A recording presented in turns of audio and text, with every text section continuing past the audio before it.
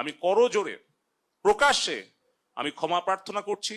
কোটা ইস্যুকে কেন্দ্র করে দেশজুড়ে চলমান আন্দোলন ঘিরে সামাজিক যোগাযোগ মাধ্যমে অপপ্রচার বন্ধে ব্যর্থতা এবং ইন্টারনেট সেবা ব্যাহত হওয়ার সব দায়ভার নিয়ে প্রকাশ্যে ক্ষমা চাইলেন ডাক টেলিযোগাযোগ ও তথ্য প্রযুক্তি প্রতিমন্ত্রী জুনায়েদ আহমেদ পলক। শুক্রবার ২রা আগস্ট বিকেলে নাটোরে নিজ বাসভবনে জাতীয় শোক দিবস স্মরণে সিংড়া উপজেলা আওয়ামী লীগের উদ্যোগে আলোচনা সভা, দোয়া ও মোনাজাত অনুষ্ঠানে তিনি এ ক্ষমা প্রার্থনা করেন।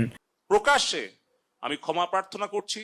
পলক বলেন, তরুণ প্রজন্মের কাছে যদি আমার কোনো ভুল হয়ে থাকে আমি প্রকাশ্যে ক্ষমা প্রার্থনা করছি। ইন্টারনেট ব্যাহত হওয়া এবং সামাজিক মাধ্যমে গুজব প্রতিরোধে ব্যর্থ হওয়া দায় আমি নিজের কাঁধে তুলে নিচ্ছি।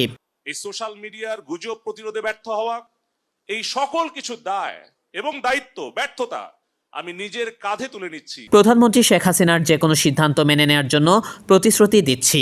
যদি জননেত্রী শেখ হাসিনা যে কোনো সিদ্ধান্ত দেয় সেটা আমি মাথা পেতে নিয়ে প্রকাশ্যে আমি ক্ষমা প্রার্থনা করছি।